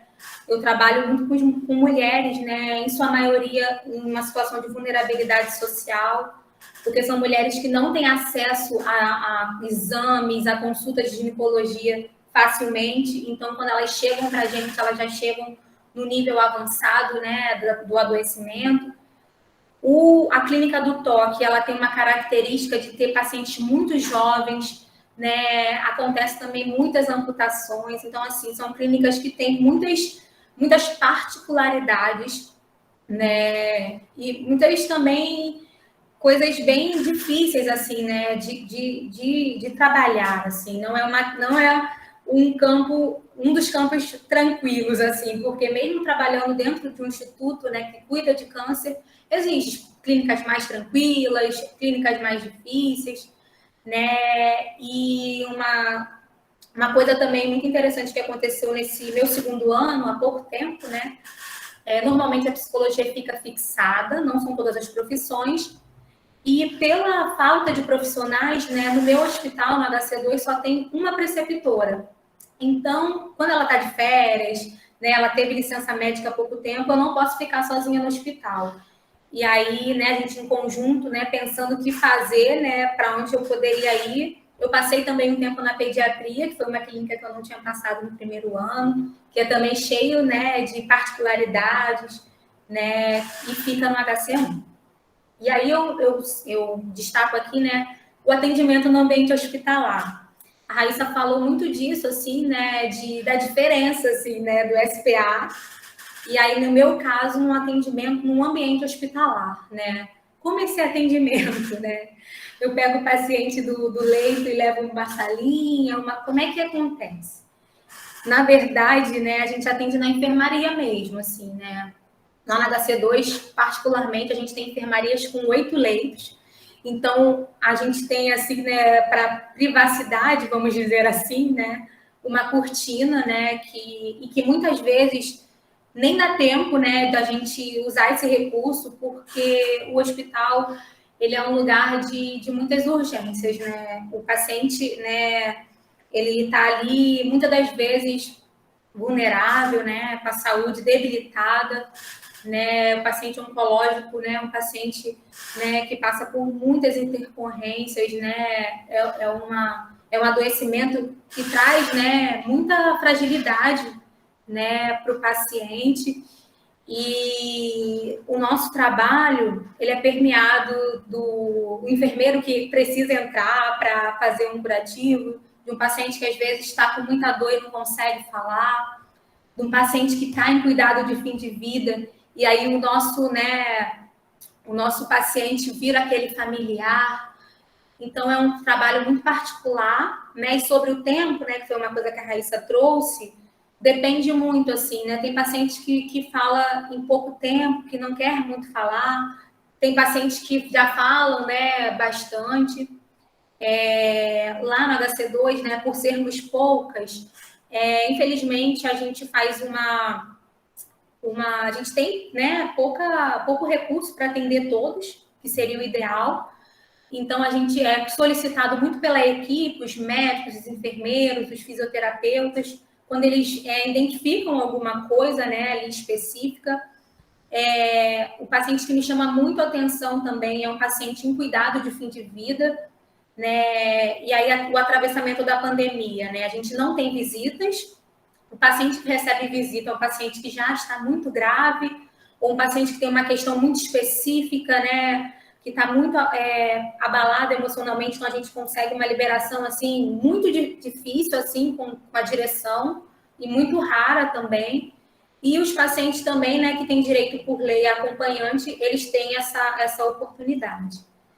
Então, o paciente que está em cuidado de fim de vida, a gente atende mais a família, e é um paciente que me chama muita atenção. E também eu atendo no ambulatório, de forma presencial, né, e de forma online também, com recurso de um tablet. Né, com esses atendimentos do ambulatório, eles são por demanda de outros profissionais ou do próprio paciente, ele pode agendar a psicologia, e exclusivamente da ginecologia, a gente tenta pegar todos os pacientes que chegam, né, no HC2. Mas a demanda é gigante, então às vezes eu pego uma paciente 5 meses depois que ela chegou, assim, e já está num outro momento ali do tratamento. As situações limites, né, do paciente oncológico é um pouco isso, assim, que eu já trouxe, né? Dor, né, questões físicas, né? Eles estão ali também de frente, né, com a morte, né? Pacientes gravemente adoecidos, assim, é muito comum, infelizmente, os pacientes já chegam muito avançados, né? É um paciente muito diferente, assim, né, do que eu estava acostumada no SPA, no consultório. E é um trabalho também muito multidisciplinar, que a gente precisa estar ali em contato com o médico, né, em contato com os enfermeiros, com os fisioterapeutas, a gente troca muito. E aí, levantando, né, uma delicadeza do trabalho, as questões, né, do nosso código de ética, assim, o que eu divido com esse profissional, né, só o que realmente é importante para aquele trabalho, não tudo, né, do que a gente trabalha ali com o paciente. O nosso registro é feito todos os dias, né, através de uma plataforma do INCA, e é um registro que todos os profissionais acessam, então a gente precisa também ter esse cuidado do que a gente está colocando ali, pensando sempre no que é essencial que todos saibam, né? E aí, eu trouxe um pouco as imagens, né, de como eu trabalho. Os meus pacientes me conhecem assim, pelo meu olhar. Os únicos pacientes que me veem sem toda essa parafernália, né, são os pacientes online, né, no tablet, que aí eu fico numa salinha da psicologia, no ambulatório, e aí eu tiro, né, toda a paramentação, mas normalmente eu atendo assim. Meus pacientes me conhecem pelo meu olhar e pela minha voz, né? E aí eu também, né, para finalizar, eu trouxe 2 frases que fazem muito sentido, assim, e sustentam muito esse meu trabalho, né, com pacientes graves, com pacientes que falecem, né, assim, que a primeira diz assim: vivo para florescer outros jardins, e sem perceber o meu se abarrota de rosas e manacás. Vivo cada dia como se fosse cada dia, nem o último, nem o primeiro, o único. E é do Pablo Neruda. E a outra é: para as rosas escreveu alguém, o jardineiro é eterno. E que melhor maneira de ferir o eterno que mofar de suas iras.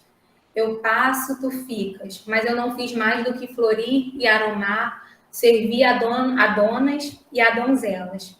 Fui letra de amor, ornei a botoeira dos homens, ou expiro no próprio arbusto, e todas as mãos e todos os olhares me tratam e me viram com admiração e afeto. Lembrando um pouco esses meus pacientes, né, que às vezes passam tão rapidamente, né, tão adoecidos, tão gravemente adoecidos, e o seu percurso é breve ali no atendimento, mas que o trabalho, né, ele flui de uma forma diferente, assim, o paciente, coisas que normalmente no consultório a gente demoraria muitos atendimentos para chegar a certos lugares, no hospital o tempo é muito urgente, então a gente chega muito rápido, e são pacientes que marcam muito, né, assim, que vivem intensamente, que sorriem apesar da dor, do adoecimento. Então essas frases é para lembrar essas pessoas especiais, esses pacientes especiais que passam, né, às vezes rápido, numa única internação, às vezes eu pego na internação, depois no ambulatório, acompanho bastante tempo. E por fim, meus contatos, meu Instagram, meu e-mail, para, né, se alguém, né, tiver curiosidade, né, tiver alguma dúvida, eu estou à disposição. Jéssica, muito obrigada aí pelas suas histórias, pelo seu relato, assim, eu achei bastante emocionante. A foto de você paramentada me lembrou muito um livro que eu li para o doutorado mesmo, chamado Humano no Mundo, onde a Débora Noa conta das experiências dela no Médicos Sem Fronteiras, e aí, em um certo momento, ela fala o que foi atender as pessoas com ebola, né? O que é estar ali enquanto psicóloga totalmente coberta, onde o único recurso ali visível realmente são os olhos, né? Então, me veio isso, um pouco dessa potência do olhar. Esse texto é ótimo, a gente já leu na residência. É muito impactante. Foi um livro que eu achei muito impactante. Eu acho que ele fala o tempo todo do que é trabalhar no possível, né? E eu acho que é um pouco isso que vocês duas estão trazendo, né? O que dá para fazer aqui, né? E o que dá para fazer de humano, e como é importante a gente estar disponível para olhar para esse humano tal como, né? Não como um número, não como um horário, não como um objeto. Até alguém colocou aqui, né? Tipo, nossa, como é que é isso, né? A pessoa está no final da vida e não ter que ficar isolada ou não poder receber visita. E aí eu queria abrir um pouquinho para as perguntas. Tem algumas perguntas já no chat, né? A Luísa separou também algumas para trazer. E depois eu queria saber se alguém gostaria de perguntar sem ser pelo chat. Vou começar só pelo chat, porque já está aqui anotado, né? Luísa, você pode trazer para a gente aí? Posso sim. Bom dia, gente. Vou trazer, então, aqui alguns comentários. Mais cedo, ainda na fala da Raíssa, a Gabriela Pacífico comentou: muito orgulho de te ouvir falando sobre esse caminho lindo que está trilhando. E aí, abaixo, a Letícia Tomás perguntou: para qual concurso vocês passaram? Cheguei um pouquinho depois. A Luana comentou: acho que a Raíssa foi Duque de Caxias. A Laura comentou que foi... a Érica comentou que foi isso mesmo. E, bom, seguindo mais adiante, a gente já falou sobre isso, né? A Laura pediu para falar sobre o tempo. E a Tamires Carlos perguntou sobre os projetos, né? Esses projetos de extensão citados são da UERJ. E a Laura respondeu que sim, os projetos são da UERJ, estagiários bolsistas só podem ser da UERJ, mas os voluntários abrimos vagas que podem ser preenchidas por discentes de outras universidades. Divulgamos as seleções nas redes sociais. A Daniela colocou as nossas redes sociais no chat. E a Ana Carolina perguntou se a gente consegue ter acesso à sua mono para a Jéssica, no momento que a Jéssica começou a apresentar. Então, acho que isso também é interessante, essa pergunta. Também aqui a Letícia comentou também na fala da Jéssica, ela fez o seguinte comentário: ai, gente, não consigo processar essa informação. Como alguém em cuidado de fim de vida não pode ter visita? Me parece tão desumano. Então, esses foram alguns comentários.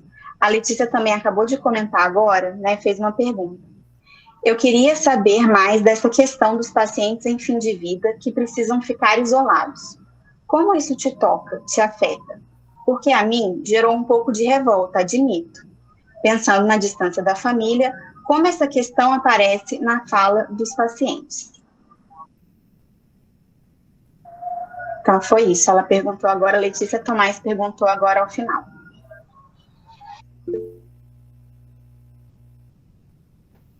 Posso ir respondendo, então? Pode. Então, assim, né, uma coisa, falando um pouco do cuidado de fim de vida, como é que acontece, assim? O paciente, se ele não está dentro do grupo, né, que tem direito por lei acompanhante, que são idosos, deficientes, menores de idade, ele não recebe, não tem acompanhante. E agora, nesse segundo ano que a gente já está, né, tentando ali conviver com essa pandemia, a gente consegue que o paciente que está mais de 15 dias internado, a gente consegue trazer uma visita, né? Mas é isso, assim, é uma coisa esporádica e que se tiver novamente, assim, um grande número de pacientes com Covid é uma coisa que é retirada, né? Porque a gente é um hospital oncológico, mas os nossos pacientes, né, têm Covid, então, assim, a gente tem, né, uma área específica, mas aí já fica uma atenção maior. Mas isso é uma coisa recente. Antes o paciente realmente não tinha nenhum tipo de visita. E quando o paciente, né, quando o médico, ele determina que ele é um paciente fora de possibilidade de cura, ou seja, ele é um paciente que não vai fazer nenhum tratamento curativo, ou ele é encaminhado para o HC4, que é a unidade de cuidados paliativos exclusivos, e lá tem uma outra dinâmica de acompanhante e visita. Lá no HC4, todos os pacientes têm acompanhante. E quem a família não pode acompanhar, vai visita. Porém, a gente tem uma unidade para todos os INCAs. Então, às vezes, eles não têm vaga, às vezes o paciente agrava de uma forma que a gente não consegue fazer esse encaminhamento. Então, os pacientes ficam gravemente adoecidos nas outras unidades. E na unidade que eu estou especificamente, que é o HC2, né, quando o médico determina, né, que o paciente está fora de possibilidade de cura, a gente já consegue liberar a visita e, na verdade, também o acompanhante. Depende, né, da organização familiar. Que tem familiares que não conseguem ficar como acompanhante, porque tem algumas regrinhas específicas, como ficar mais de 5 dias. Então, assim, pensando em famílias que precisam trabalhar, assim, é uma coisa bem difícil. Mas aí tem algumas particularidades. Às vezes o médico faz essa definição muito tardiamente, o paciente já está muito grave, então isso é uma questão. E como isso me toca, né, uma coisa que eu não falei na apresentação, o meu trabalho final é sobre o cuidado de fim de vida, né? Eu estou entrevistando, né, os enfermeiros, como é para eles esse cuidado, o que muda nesse cuidado, como trabalhar com pacientes gravemente adoecidos, né, em cuidado de fim de vida afeta eles.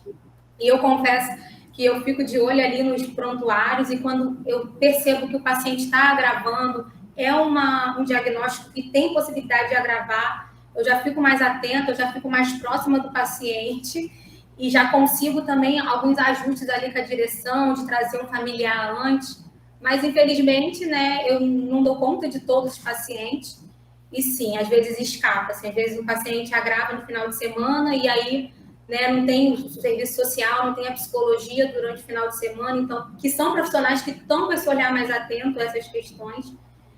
Então, às vezes, o familiar já chega para ver um paciente muito grave, um paciente que ele colocou para internação de uma forma e já está muito grave.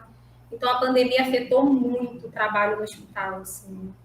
É muito complicado e surge muitas questões, assim, né? Com o paciente que está ali adoecido, sozinho, sem visita. E aí, o trabalho ali de acolher nessa escuta.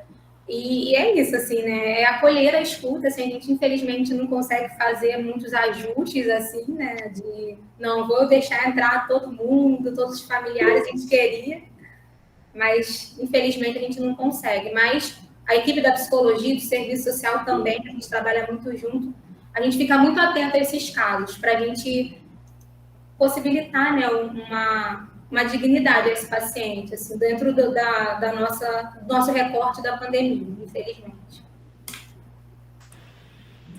A Eleonora quer fazer uma pergunta.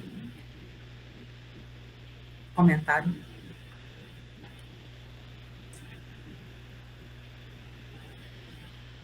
Eleonora?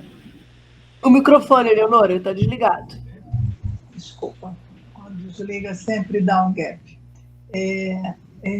Eu queria agradecer vocês, né, por essas experiências que são tão boas e tão enriquecedoras da gente acompanhar, né? Então, eu gostei muito de você, como você trouxe, Jéssica, a dinâmica, né, do trabalho, né? E fico pensando que, diante dessas perguntas, né, que a Letícia colocou e que você trouxe, o quanto que o trabalho de uma conscientização do limite das nossas intervenções, do trabalho que a gente pode fazer nesses ambientes e nesses acompanhamentos, né? Que é claro que isso, quer dizer, o tema da morte, o luto, é um tema muito caro para mim, eu também tenho interesse, não é à toa que a gente caminhou junto na monografia, eu ministro uma eletiva atualmente, nesse semestre, sobre isso, mas eu vejo que, não sei, eu queria te ouvir um pouco em relação a isso, assim, eu quero me aproveitar do tempo para fazer duas colocações, tá, Érica? E vocês, te ouvir um pouco em relação a isso, como você maneja, né, porque isso é um processo de vida, me parece, a gente poder trabalhar com a nossa potência e com a impotência, né? E mais difícil com a impotência nesses casos de acompanhamento, especialmente. Essa é a primeira questão que eu queria colocar para você. Agora, eu queria colocar uma outra questão para vocês duas. Ultimamente, eu tenho ouvido, com uma certa frequência, na UERJ, né, comentários de alunos com questões de que o curso não aborda tudo, que o curso deixa fissuras, né? E aí vocês vêm e trazem, né, esses exemplos de encaminhamento para trabalhos que se dão e se fazem, de fato, no campo. Fico eu pensando que é assim que se dão as nossas práticas. Nós na universidade, temos um compromisso, como a Laura anteriormente falou, de fornecer, de favorecer, né, um chão para essa caminhada, né? Nós trabalhamos com formação, no SPA, né, mais especificamente a formação, né, da clínica e nas outras linhas e projetos. É um chão, é uma estruturação. Eu queria ouvir um pouco vocês nesse sentido, assim, o que é que vocês identificam, não precisa, assim, de pronto, que vocês tiveram na universidade que sedimentou essa possibilidade de percursos tão inusitados nas suas peculiaridades. Porque quando a gente fala assim, trabalha no município, num projeto do município, é um mar, né? Trabalha numa residência no INCA, é um mar. O que vocês estão trazendo, e um tanto da nossa proposição com esse evento e nas ações do nosso projeto, é poder olhar o cotidiano, como ele se faz no dia a dia, né? Como se faz a vida no cotidiano dos dias. Então, eu queria ouvir vocês nesse sentido.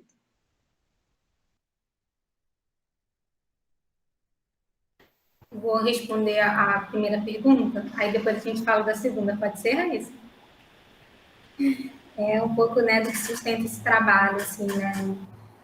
É difícil, assim, né, imaginar, mas o paciente oncológico internado, né, e também no ambulatório, eu acho que é um paciente que está ali lidando muito com os limites, assim, né? O limite da vida, o limite do corpo, assim, um corpo que se modifica, uma aparência que se modifica, né? Tudo se modifica, né? Os laços, as ocupações, o paciente que deixa, né, o seu trabalho. Então, é um paciente normalmente muito potente, assim. Uma mínima intervenção, eles conseguem, né, ir caminhando.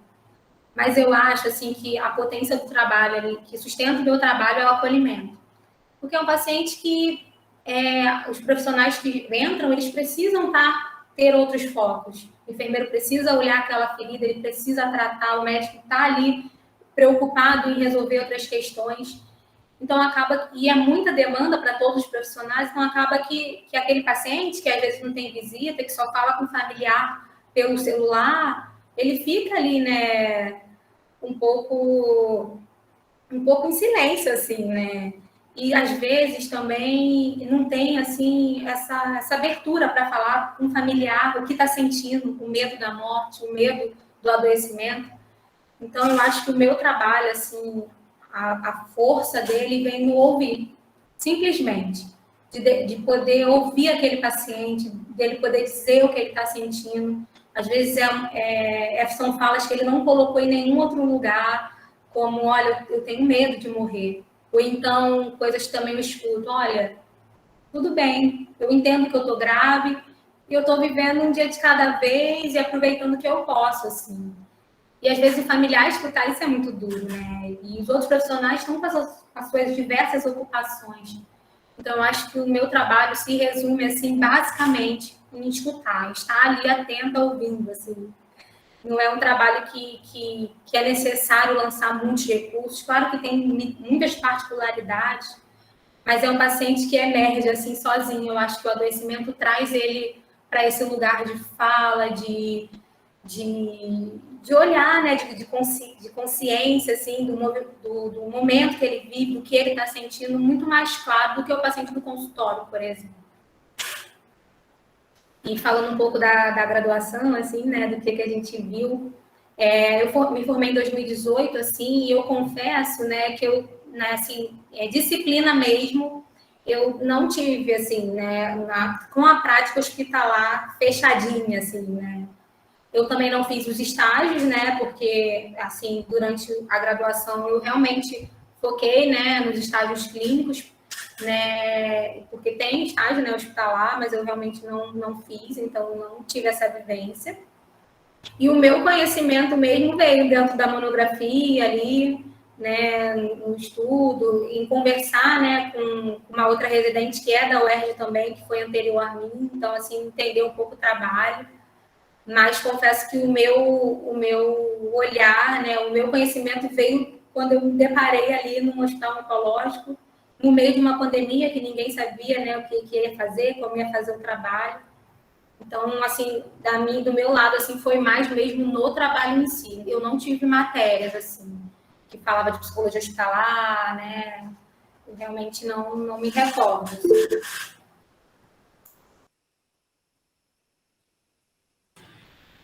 Oi, Laura. Pode perguntar.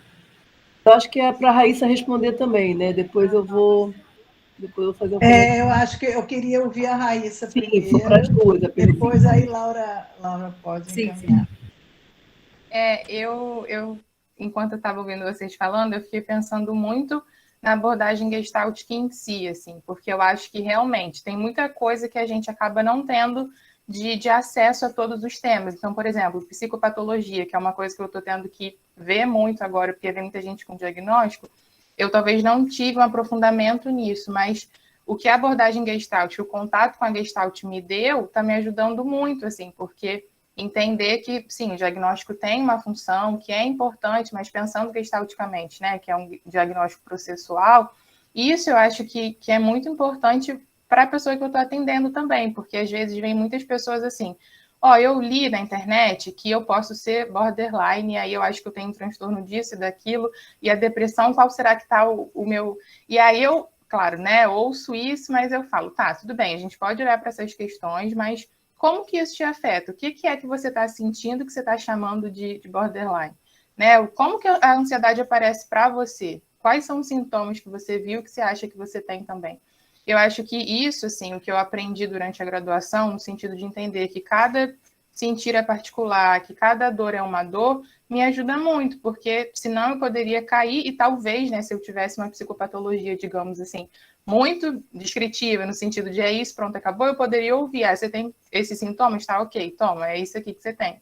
Eu acho que o fato de entender que é um processo, que cada pessoa tem uma forma, né, de se colocar no mundo, cada pessoa tem uma experiência, isso me ajudou muito. Então, eu acho que, falando especificamente da Gestalt terapia, né, na visão de mundo que a Gestalt me deu e que eu tenho não só como profissional, mas na vida também, eu acho que isso me ajudou muito. Eu acho que é uma coisa muito, que é um diferencial para a pessoa que está sendo atendida, né? Eu acho que no sentido de entender que cada dor é uma dor, entender a trabalhar com as possibilidades também, que eu acho que isso eu aprendi muito também durante a graduação. O trabalho de grupo que eu realizei no GAPSI, isso também me deu uma dimensão de acolhimento muito importante. Então, é o que a Jéssica falou, às vezes a gente só vai ouvir. Em 15, 20 minutos, às vezes eu não tenho muito tempo de falar. Eu vou ouvir e eu posso fazer 2, 3 intervenções, mas aquelas 2 ou 3 intervenções são intervenções que vão ter um sentido ali naquele contexto, né? Que eu vou saber, claro que não tudo, mas vou saber, de certa forma, entender o que aquela pessoa está falando, e até quando eu não entendo também, porque isso também é uma coisa, eu acho que muito interessante na Gestalt, né? A gente não precisa dar conta de tudo.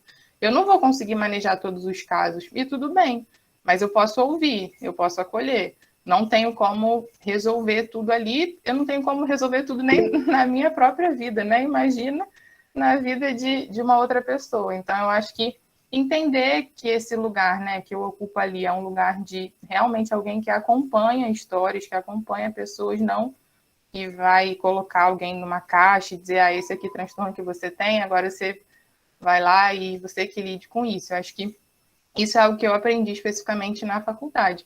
Eu acho que todas essas outras coisas, né, no sentido de matérias e temas, realmente são coisas que a gente vai ter que muito estudar por fora, mas acho que o principal, que é a ideia de sensibilidade, o acolhimento, isso tudo, com certeza veio também muito na graduação, e eu acho que faz muita diferença, acho que na minha prática clínica. Eu acho até que se eu tivesse muito mais, talvez, um embasamento só teórico, eu não conseguiria estar lidando bem com isso, porque o meu trabalho agora é muito mais no campo do sensível do que no campo só da teoria, né? Se talvez eu tivesse muito embasamento teórico, mas não tivesse experiência de estar com aquela pessoa, às vezes a pessoa chega e só vai chorar, né? Eu me lembro de uma história de uma pessoa que eu atendi, no primeiro dia ela só chorou. Na segunda vez que ela foi, e eu nem me lembro direito do que eu falei para aquela pessoa, no segundo dia que ela foi, ela disse que estava muito melhor, ela veio sorrindo. E ela disse que foi muito importante ela ter tido aquele espaço para chorar. Então, acho que eu fico pensando muito nesse campo também, assim, do sensível, né? Do que a formação pôde me oferecer, eu acho que em relação a esse aspecto. Assim, na minha experiência, eu vejo como algo que foi muito, muito importante.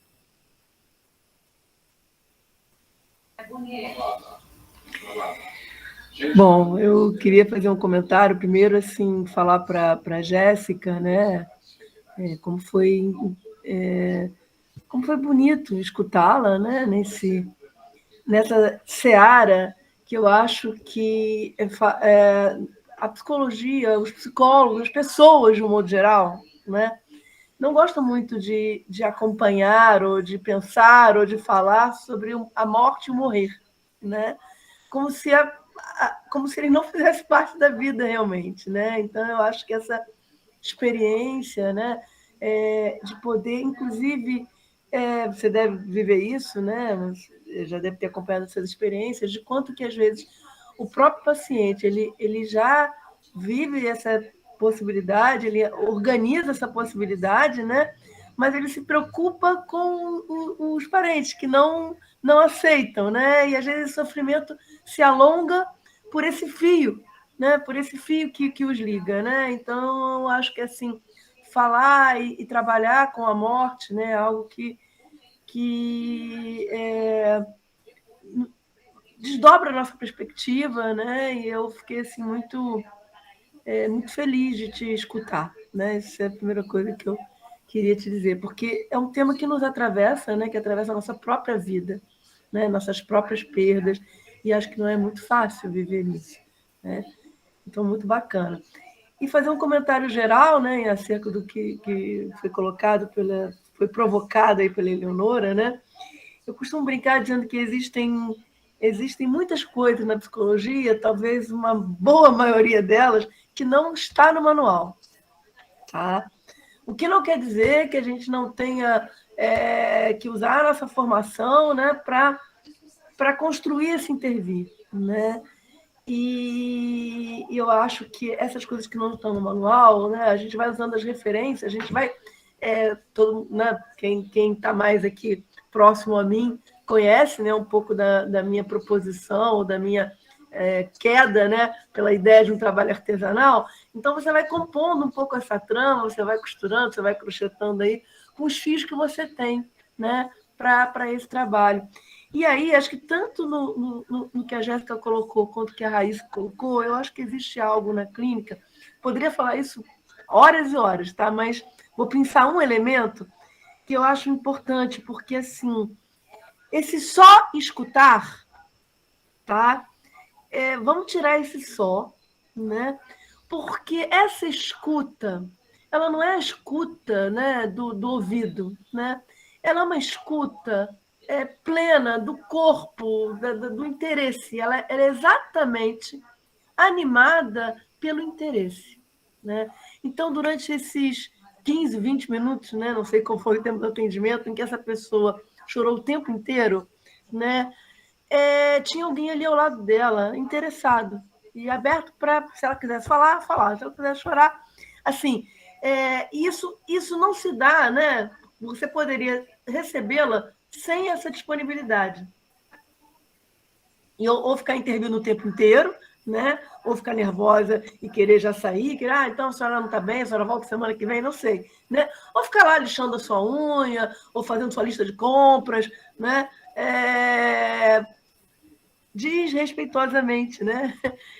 Então, esse interesse, que eu acho que é o que sustenta o encontro terapêutico, né?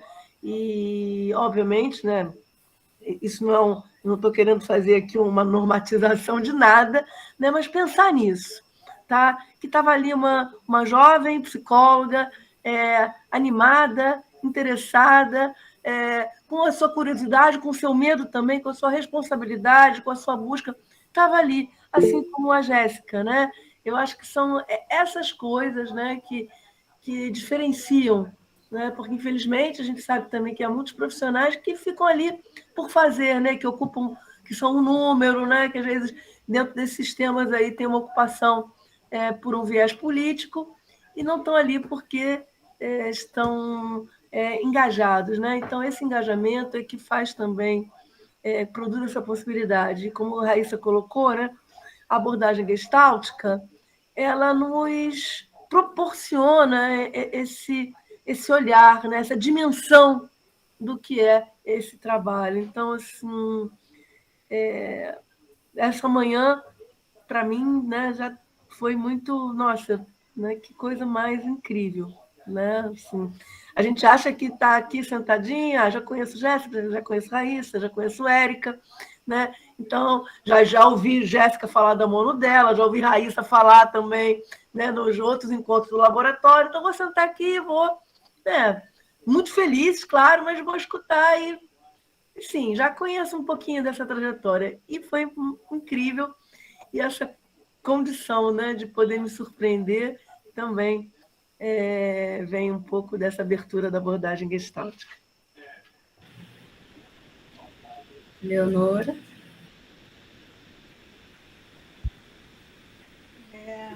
Assim, essa coisa eu coloquei até no chat, assim, como fico mobilizada de acompanhar vocês, né? Porque eu acho que o que vocês trouxeram aqui, para mim, fala um pouco daquela história que eu contei no início, né? Assim, quando a gente faz com amor no sentido, né, de um fazer encarnado que nos passa, que nos toca, né? O quanto que o trabalho, né, ganha um outro sentido e uma outra dimensão. E eu fiquei lembrando, né, também muito de quando eu comecei, o quanto que, quando eu comecei, eu queria, claro, experiência, trabalho, e queria ganhar dinheiro mínimo para poder contrabalançar com a minha escolha primeira, que era a clínica, né? Então, eu lembro que eu trabalhei com recursos humanos, com treinamento, em grandes empresas, inclusive, sem ter feito nenhum estágio nesse sentido. Tive lá uma disciplina com a carga horária pequenininha, quanto que eu trabalhei em comunidade, sem ter. Olha só, eu acho que por isso que eu fiz essa pergunta a vocês, né? Porque, para mim, eu acho que a graduação, ela nos dá esse caminhar, um alicerce para o caminhar. Mas nunca, eu acho que a gente pode lidar no campo de uma forma, né, assim, tendo um conhecimento absoluto, porque o que aparece, mesmo numa clínica privada, é novo, é inusitado. Eu acho que essa coisa da pandemia ter trazido, caiu no colo da gente, eu acho que escancara isso que eu estou colocando, né? Mas eu acho importantíssimo, né, a gente poder atentar que não é a disciplina, que não é isso o essencial, a meu ver. Tem seu lugar na formação, precisamos, sim, de cursar determinadas disciplinas que nos passem um conhecimento elaborado, acadêmico, faz parte também da nossa formação. Mas que a gente sempre precisa investir numa estrutura de conhecimento que nos permita criar, que nos permita lidar com o inusitado, né? e, em função do campo, nós irmos buscando, claro, a sedimentação do conhecido e do desconhecido, do porvir.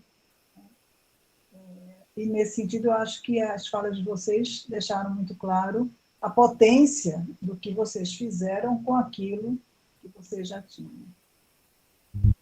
É isso, Érica.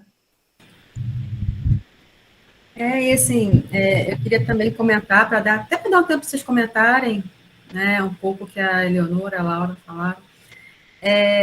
Uma frase da Raíssa que me chamou a atenção foi assim, que tem mais gente que passa por isso, né? Então, assim, isso serve para os clientes, mas eu acho que isso combina muito com esse espaço, porque também serve para os profissionais, para quem está começando, para quem está em outros órgãos, tanto públicos quanto hospitais, né? E eu fiquei pensando numa outra coisa que também acho que fala muito da abordagem gestáltica, que é o campo, né? Que são as redes que a gente produz, o que a gente faz fazer enquanto está lá, né? E eu fiquei pensando nos desafios que vocês trouxeram, me veio um pouco isso, né? O que vocês encontraram ali que ajudou a dar suporte nesses lugares onde vocês trabalhavam para seguir os desafios, para poder sustentar os desafios, as provocações, a resistência? O que vocês perceberam ali como rede? Não sei nem se dá tempo, olha, está acabando ali, mas, enfim. Eu acho que poder trocar também com outros profissionais dali foi muito importante, assim. No meu caso, especificamente, não tinha mais gente da psicologia em si, nesses outros polos. Mas tinha nutricionista, tinha fisioterapeuta, tinha dentista. Então, tinham outras pessoas que também estavam também estão, né, de certa forma, nessa lógica de ter que atender muita gente, ter que produzir muito, e que também, eu acho que cada um à sua maneira, também estavam todo mundo sentindo, de certa forma, esses atravessamentos, né? Eu acho que, então, poder trocar com essas pessoas foi algo que fez muita diferença, né? Assim, eu acho que poder conversar, e no meu caso, eu acho que cada dia eu estou num lugar diferente, então cada dia também eu estou com um grupo de trabalho diferente, né? E aí é ver que tem pessoas que são mais legais, né, no sentido de entenderem, tem pessoas que já são mais fechadas, e aí, né, você tem que tomar até cuidado até com as reclamações, né, porque é o que a Laura falou, tem muita gente, às vezes, também por viés político, que está ali por dentro, né, porque conhece alguém, enfim, são muitas delicadezas, né, mas que no fim eu acho que é uma experiência também enriquecedora, né, porque você aprende também, consegue encontrar uma rede ali de profissionais que também estão trabalhando daquela forma, e também muitos, né, também ficam inconformados com muitas coisas que acontecem. Eu acho que ter a sensação também de que eu não estou ali sozinha, né, eu acho que é muito, muito válido, né. Eu concordo muito com a Raíssa, assim, o meu trabalho, eu tenho isso muito claro, assim, para mim. Ele é possível porque eu tenho uma supervisora, né, de campo e de trabalho, né, de conclusão, que sustenta muito o meu trabalho, assim, de acolhimento, de eu saber, né, que se eu precisar ali, em uma questão mais difícil, ela consegue, ela está ali, né, disponível para me acolher. Né, também a troca entre as residentes, né, a gente tem uma troca muito bacana, assim, né, e é isso também, assim, né, e ela também está passando por isso lá no campo dela, porque na nossa turma, cada uma está numa clínica separada, então a gente não está trabalhando próxima, né, mas a gente tem essa troca, e eu acho que é isso, assim, e também, né, a fazer terapia também é uma coisa que também sustenta esse trabalho. E é isso também, eu acho também que estar ali com o paciente, né, se permitir também esse encontro, né, de ser tocada, de estar ali inteira também, eu acho que é uma coisa que sustenta, assim, o trabalho. E as redes, muito importante, assim. Eu acho que sem uma rede próxima, uma rede acolhedora, o trabalho fica inviável, assim, nesse ambiente mais difícil, mais pesado, assim, vamos dizer, né? Obrigada, meninas. Está na hora da gente finalizar, já são meio-dia. Tem alguns comentários aqui, eu acho que vale a pena vocês darem uma lida falando de quanto a exposição que vocês fazem, do percurso de vocês, né, foi potente e emocionante. Né? Eu me senti muito tocada, eu gostei muito de ouvir vocês, apesar de conhecer, né, da gente ter uma noção. É diferente quando a gente traz a história encarnada, né, quando a gente traz a história a partir dessa experiência. E, enfim, eu queria agradecer mais uma vez, né, Jéssica e Raíssa, a disponibilidade de estar aqui compartilhando isso que é íntimo, né? Está no campo, mas também é uma experiência de uma certa intimidade, então isso requer uma disponibilidade importante. Agradecer também o convite à Eleonora e à Laura de poder estar aqui mediando essa mesa, né? E convidar para que permaneçam, que vão ter outras mesas super interessantes ao longo do dia. O dia hoje vai estar muito animado, quero ver se eu consigo estar em todas também para prestigiar várias colegas, várias pessoas muito boas de ouvir. Muito bom. Acho que a gente podia pensar aí, quem puder, né? Abrir a câmera para tirar uma foto para a gente registrar essa manhã, né? O que vocês acham? Quem puder, né? Claro, convite para quem. Vou me ajeitar aqui. Meu Deus. Lembrar que a gente tem agora um intervalo de almoço que vai de meio-dia às 2h, e às 14 horas nós recomeçamos com a segunda mesa, depois tem a terceira mesa e o fechamento. Então, estão todos convidados para que a gente continue junto, que por essa manhã eu já sinto que vai ser... E só para botar uma pimentinha aqui, né? Tem um comentário aqui no chat, né? Sobre a resolução, né? Que permite os médicos a fazerem psicoterapia. Quem sabe a gente comenta isso no próximo bloco, gente. No próximo bloco, que agora não vai dar tempo. Mas, ok, é Maiara, né? Rasga ou Nayara? No próximo bloco a gente responde, tá bom? Vamos lá, gente, fazer a pose para foto. 3, 2, 1. Isso, obrigada, gente. Até depois, hein? Valeu, pessoal. Tchau. Valeu, gente. Até mais.